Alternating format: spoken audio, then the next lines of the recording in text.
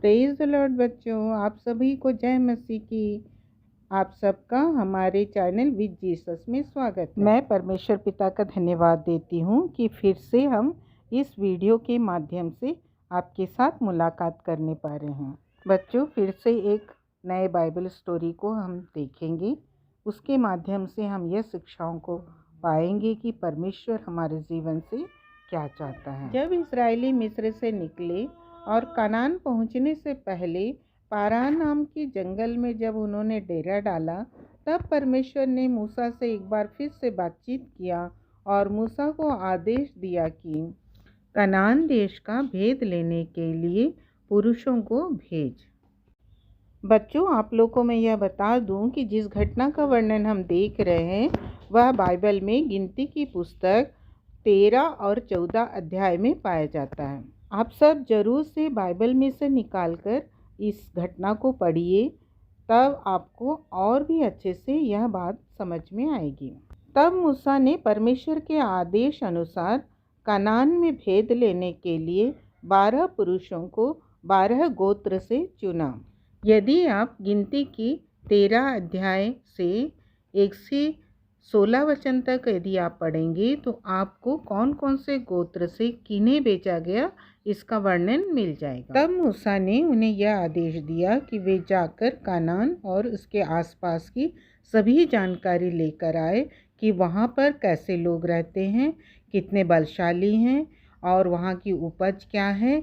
यह सब बात को वे जानकारी लेकर आप वापस आए। हाँ बच्चों, यदि हम कोई काम करना चाहते हैं, कोई नई शुरुआत करना चाहते हैं, तो हमें सबसे पहले उस कार्य के लिए समीक्षा करनी चाहिए। यही आज हमें बाइबल सिखाती है।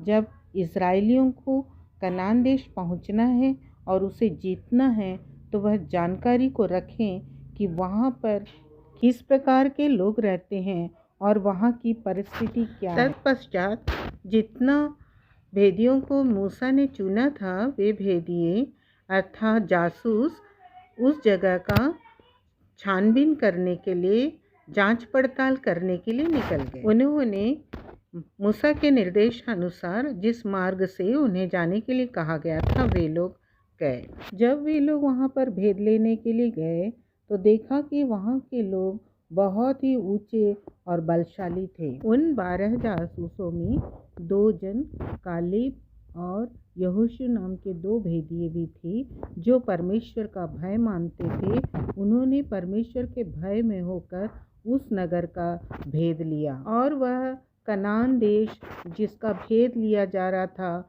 जो परमेश्वर ने इस्राएलियों को उस देश को देने की प्रतिज्ञा की थी, उस देश में उपज बहुतायत से होता था और वहाँ के अंगूरों के गुच्छे को देखे तो वो इतने बड़े थे कि एक व्यक्ति नहीं उठा सकता था। वहाँ से उन लोगों ने अंगूर के गुच्छे को तोड़ लिया और उसे लेकर मूसा के पास पहुँचे।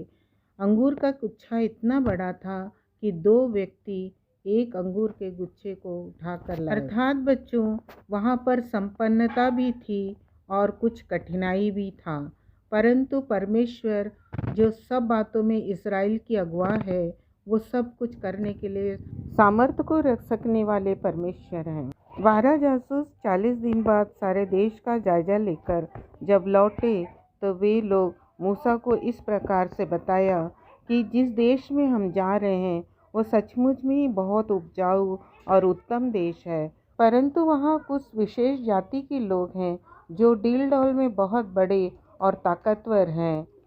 कालेब और यहोशू ने कहा, चलो हम अभी जाकर उनको और उनके देश को अधिकार में ले लेते हैं, क्योंकि हमारे साथ सर्वशक्तिमान परमेश्वर है जो हमारी अगुवाई करता है, वह हमारे साथ है, इसलिए हम अवश्य जीत जाएंगे। परंतु उन दोनों के साथ जो 10 लोग गए थे, वे लोग चिल्लाने लगे कि नहीं, हम उनसे शक्तिशाली नहीं हैं, यदि हम उन पर आक्रमण करेंगे तो हम मारे जाएंगे। और वे लोग क्रोधित होकर यहोशू और कालेब पर पत्थरवाह करने लगे। तब परमेश्वर उनसे नाराज होकर मूसा से कहे कि मैं ये जो जाति मुझ पर विश्वास नहीं करती, अनाज्ञाकारी है, मैं उस जाति को मिटा डालूंगा। तब मूसा ने परमेश्वर से माफ़ी मांगी लोगों के लिए भी और उन्हें क्षमा करने को कहा और कहा कि हे परमेश्वर, आप उन्हें लेकर आए हैं, रास्ते में यदि वे मर जाएं, आप तो की नामधराई होगी कि आप उन्हें प्रतिज्ञा के देश में ले नहीं जा पाए, इसलिए आप उन्हें क्षमा कर दीजिए। हाँ बच्चों, जो परमेश्वर पर भरोसा रखते हैं वे लोग परिस्थितियों को कालेब और यहोशू की तरह देखते हैं और अपने विश्वास को परमेश्वर पर प्रकट करते हैं और सामने की परिस्थितियों को तुच्छ जानते हैं। परंतु जो लोग परमेश्वर पर पूरा भरोसा नहीं रखते वे लोग उन 10 भेदियों के जैसे परिस्थितियों को देखते हैं और उन परिस्थितियों से डरते हैं और परमेश्वर पर भरोसा नहीं रख पाते हैं। जब वे लोग अविश्वास के कारण इन परिस्थितियों को देखते हैं और कुछ ऐसी बातें लोगों तक पहुंचाते हैं या फैला देते हैं कि लोग भी उन परिस्थितियों के कारण डर जाते हैं और परमेश्वर पर भरोसा नहीं रख पाते हैं और भटक जाते हैं। हाँ बच्चों, हमें हर प्रकार से परमेश्वर पर भरोसा रखना चाहिए। इस प्रकार की गलत बातों को कभी नहीं फैलाना चाहिए, क्योंकि इससे दूसरे लोग भी अपने विश्वास से भटक जाते हैं। हमारा परमेश्वर भला है, उनकी हर बातों को परमेश्वर ने माफ़ किया और उन्हें कनान तक पहुंचाया। परमेश्वर के बड़े नाम की स्तुति हो। गॉड ब्लेस यू बच्चों।